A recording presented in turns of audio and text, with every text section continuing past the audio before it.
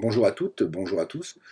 Nous sommes dans la partie des astuces et des outils en fait. Donc là, on va travailler sur on va parler un peu de zone de confort, ça peut être sympa. Donc la zone de confort, en fait, on ne prend pas de risque en fait. Il y a des faibles risques, des faibles récompenses. Donc on est dans notre zone, on va bien, on fait ce qu'on a l'habitude de faire, on se prend pas la tête. Pour sortir de la zone de confort, en fait, après, il faut passer dans la zone de la peur. Et la zone de la peur, en fait, ben, c'est la chute de confiance en soi, on commence à rechercher des excuses, on craint le regard des autres. Ça, c'est la zone de peur. Après, quand on veut sortir de la zone de confort, on va dans la zone d'apprentissage. Alors, quand on rentre dans la zone d'apprentissage, on va essayer de relever un nouveau challenge, relever un défi, on va essayer de solutionner un problème, on va acquérir de nouvelles compétences, on va commencer à, voilà, et on va commencer à étendre sa zone de confort, parce que voilà, au début on a peur, hein, ouais, donc on est bien, pas de risque, on est bien, hop, chute de confiance en soi, évidemment, parce qu'on doute un peu, on a peur, hein. On recherche des excuses, on craint le regard des autres, hein, on est dans la zone de peur, hop, on se déplace encore, on va dans la zone d'apprentissage, et là, bon, on relève un nouveau défi, on solutionne un problème, on acquiert de nouvelles compétences, on étend notre zone de confort, puisqu'on commence à prendre de la confiance en soi et de l'estime de soi. Et enfin, la quatrième étape, souvent, ben, on trouve du sens, en fait, on trouve du sens à ce qu'on fait, on commence à vivre ses rêves, on commence à se fixer de nouveaux objectifs, et là, on change d'univers. Et là, on est dans une zone d'évolution. Donc la zone de confort, enfin, zone de confort, la zone de peur, normal, on a peur, zone où on va apprendre, et enfin, on est dans la zone d'évolution. Et c'est ça qu'il faut faire pour sortir de sa zone de confort. Donc voilà.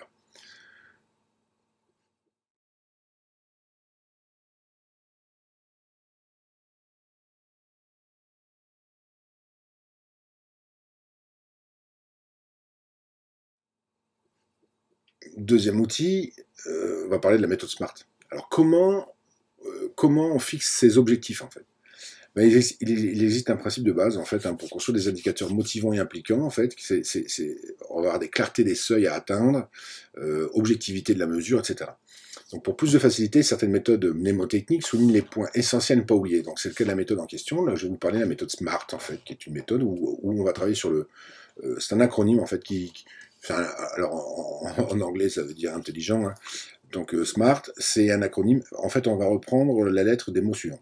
S pour spécifique ou simple. Il faut qu'un objectif soit spécifique, sous mon contrôle, dépendant que de moi.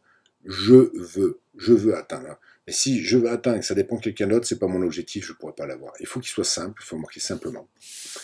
M pour mesurable, il faut qu'on puisse le mesurer dans le temps, le mesurer.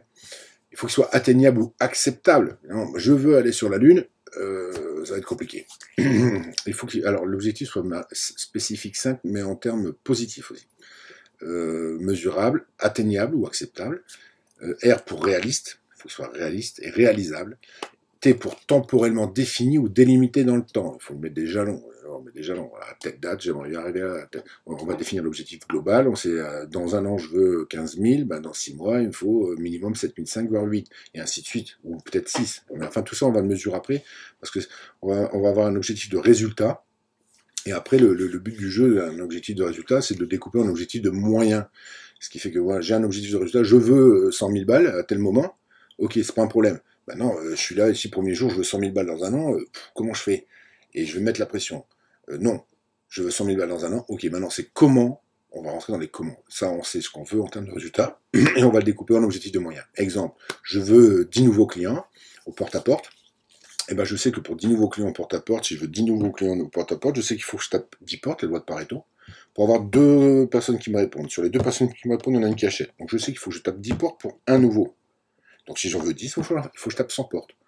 Mais il faut que je tape 100 portes, que je rencontre 100 personnes.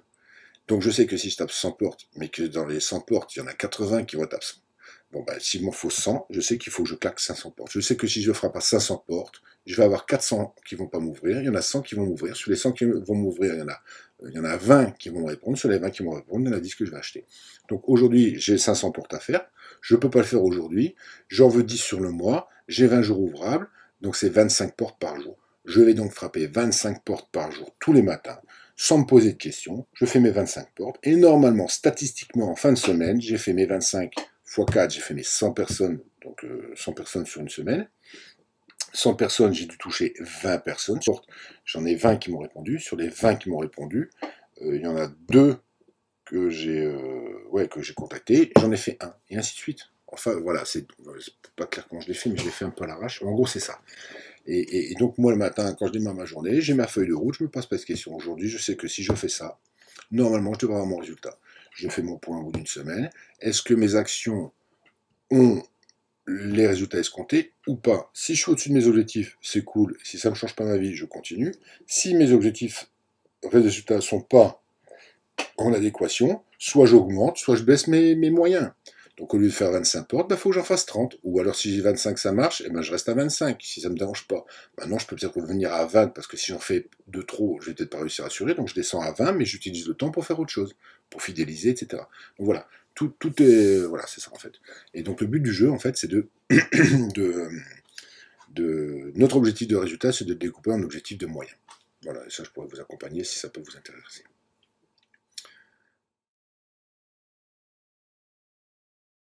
Diagramme de Pareto, oui, pas besoin particulièrement, ça c'est trop technique, vous l'aurez dans le PDF, je pense pas que ce soit utile qu'on le fasse ici en vidéo.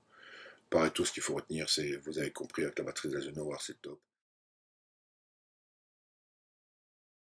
C'est top. Après, on peut utiliser le QQ ou QCP, ça c'est sympa aussi, c'est quand vous voulez organiser votre business. Donc on va parler du QQ ou QCP. Euh,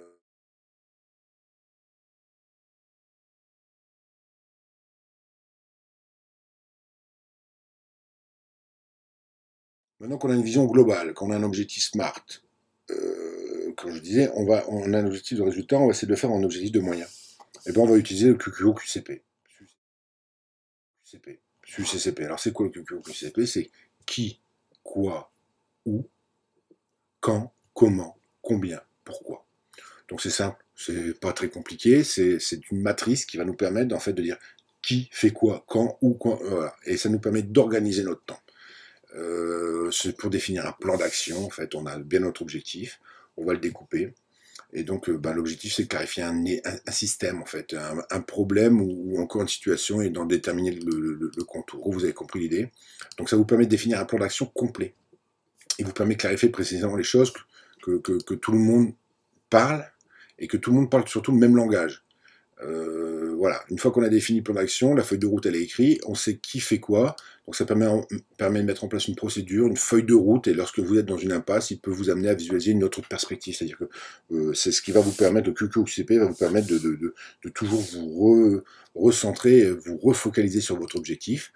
Et parfois, vous allez devoir le modifier. Donc, quoi, c'est quoi la question? Quoi? Le premier, c'est quoi? C'est les symptômes, la nature, les conséquences du problème. De quoi s'agit-il? Quel produit, quelle activité, quel processus, quel problème, quel objectif, quelle activité? Qui? Les personnes concernées. Qui a constaté le problème, ou qui peut agir sur le problème, ou sur qui le problème a un impact, ou qui va faire telle tâche, qui va faire telle vidéo, qui va faire, voilà, qui. Ou le périmètre du problème et sa localisation. Ça situe, où situe l'impact du problème ou de l'objectif, à quel moment, à quelle étape, les secteurs concernés, les conséquences, donc où, par exemple, voilà, je sais pas moi, je dois faire des vidéos, donc je dois faire une vidéo pro, ok, qui, moi, mais je peux peut-être le faire aussi avec un pro, ok, ou dans son studio, ou chez moi, c'est dans mon donc où, ok, quand, je mets mon délai, je le mets dans mon planning, hein, choses urgentes, importantes, pas urgentes, pas importantes. Dans ma loi de Pareto, est-ce que c'est dans mes 20-80 mes tâches importantes, est-ce que c'est important de faire une vidéo aujourd'hui, ou est-ce que c'était d'abord la structure, donc je vais le positionner. Donc là, on va arriver au quand, à quel moment, à quelle fréquence, quand est-ce que je vais le faire, et puis comment, je vais le faire peut-être seul, alors comment en louant peut-être du matériel, comment en appelant un copain, ou comment, voilà, donc on va voir quels sont les effets, comment je vais le faire, comment je vais le réaliser, ou si c'est un problème, comment je vais m'en occuper, combien ça va me coûter, combien ça va me prendre de temps, combien je vais en faire, etc., etc., et pourquoi. La raison dans quel objectif, dans quel but financièrement et de temps, pourquoi je le fais. Donc qu'est-ce que je fais, donc une vidéo, qui, moi, est plus un professionnel, ou, à mon avis, ça va être chez lui, mais voilà, quand, je vais prendre rendez-vous, je prends rendez-vous là, comment je vais faire, je vais me déplacer, prendre la voiture, je vais faire là-bas, ou je vais le faire ici chez moi, enfin bref, voilà, vous avez compris le comment. Combien ça va me coûter, combien de temps ça va me prendre, est-ce que c'est bien planifié dans mon agenda, ok, pourquoi, parce que si j'ai mon truc professionnel, etc., j'ai des trucs qui sont bien, je peux faire lancer mon produit, voilà, c'est tout simple, le QQ au QCP. Après, vous avez un outil qui est sympa aussi, qui s'appelle les 5 pourquoi. Alors, les 5 pourquoi, si on me pose la question 5 fois. pourquoi, sans dire la même chose à chaque fois. Et automatiquement, bah, ça permet d'aller à la base du problème ou à la base de ce qui nous a dérangé. Donc ça, c'est plus des techniques qui sont là pour aller chercher à améliorer. Nous, on n'est pas dans cette démarche, on est dans la démarche de créer notre société, de monter notre business. Donc les 5 pourquoi, ben pourquoi tu veux monter ce business, et puis voilà, tu vas chercher 5 pourquoi, tu auras peut-être ton why. Donc c'est ça pourquoi c'est la base d'une méthode de résolution de problèmes proposée dans un grand nombre de systèmes de qualité. Avec 5 questions commençant par pourquoi, ben on essaie de trouver les raisons les plus importantes ayant provoqué la défaillance pour aboutir à la cause principale. Voilà, exemple, ma feuille de route, voilà, j'ai fait ma campagne de pub, pourquoi elle n'a pas fonctionné? Bah, parce que j'ai mal écrit mon texte. Ok. Ou parce que ma page de vente n'a pas fonctionné. Pourquoi ta page de vente n'a pas fonctionné? Bah, parce que je l'ai faite moi-même. Ouais, pourquoi? Bah, parce que j'ai pas pris le temps qu'il fallait. Voilà. C'est une manière de un peu de se torturer un peu le cerveau. Mais bon, c'est plutôt pas mal. Bon, ça, on n'en a rien à faire du pourquoi. C'est pour chercher la cause d'un problème. Donc ça, vous pourrez l'utiliser. Je l'ai mis en PDF, vous l'aurez. Et puis un petit outil que j'aime beaucoup aussi travailler, c'est le mind mapping. Je ne sais pas si vous connaissez le mind mapping. Bah, c'est des cartes heuristiques en fait.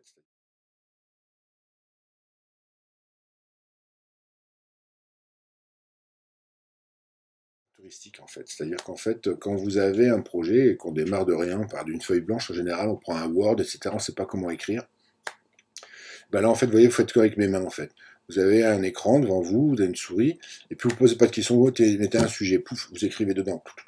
Hop, vous mettez des compléments. Je vous ferai des petites photos d'écran, je vous expliquerai, je vous enverrai les logiciels très sympas. Donc un MindMaster par exemple, avec lequel on peut travailler en ligne, qui est très sympa parce que vous pouvez travailler à plusieurs sur le même projet, vous n'êtes pas obligé d'être au même endroit, mais c'est du mind mapping en fait. Donc vous créez un sujet, vous écrivez dedans, vous pouvez y rajouter des fichiers, mettre des vidéos, mettre des textes, hop, puis vous avez une autre idée, oh tiens, je mets un autre sujet sur ma page, hop, je réécris. Vous tapez sur internet carte heuristique, vous verrez ce que c'est super. Heuristique, H-E-U-R-I-S-T-I-Q-E-E. C'est génial pour les enfants aussi. Et ça permet de développer la créativité. On n'est pas dans un cadre. Et donc on met des paquets comme ça. Puis après on se dit, bah, tiens, le paquet là, je le mettrais bien avec celui-là. Je le déplace, pouf, il se met tout de suite derrière. Je reprends le rabat, non, celui-là, je mets ça. Et en fait, on travaille comme ça. En fait, on met sur le papier, on jette des idées, on jette des trucs, et puis ben, on les recontacte entre eux. Et à la fin, il y a une imprimante qui est géniale dans ce logiciel. Si on appuie sur le bouton, il nous le sort en PDF, grand 1, grand 2, grand 3, petit 1, petit 2, et il nous le fait en texte Word, alors qu'au départ, on l'a travaillé qu'avec des paquets. Et c'est vraiment génial. Donc voilà. Bon, écoutez, j'espère que cette formation vous a plu. J'espère avoir été à la hauteur, j'espère que j'étais à la hauteur de vos espérances, j'espère vous avoir apporté de la valeur, j'espère que ça vous a plu, j'espère que vous allez pouvoir l'implémenter. Je souhaite de tout mon cœur qu'elle vous soit utile. Il y a un service après-vente avec cette formation, hein, donc vous l'avez acquise, donc il n'y a pas de souci. Si vous avez besoin de moi, vous m'appelez en direct, je veux bien compléter. Si vous avez un module que vous voulez que j'améliore, je le ferai avec plaisir. Si vous voulez, voilà, n'hésitez pas à me donner toutes les informations que vous avez à me donner. Je suis preneur. Et donc je vous remercie à toutes et à toutes de votre attention, de votre confiance. Et puis bah, j'espère vous voir dans une autre formation, évidemment, puisque c'est un peu mon objectif aussi, puisque je gagne ma vie. Mais aussi j'espère que je vous ai apporté de la valeur et que ça vous plaise. Et donc bah, n'hésitez pas à partager vos commentaires et dire ce que vous pensez. Et aidez-moi à progresser, parce que c'est dans l'échange qu'on grandit. Donc je vous souhaite une très très bonne soirée, une bonne continuation, et votre business dans 90 jours. 90 jours, 90 minutes, un seul objectif, bien défini. Je ne vais pas refaire la formation, vous l'avez depuis le début. Je vous souhaite plein de bonnes choses. À bientôt. Au revoir.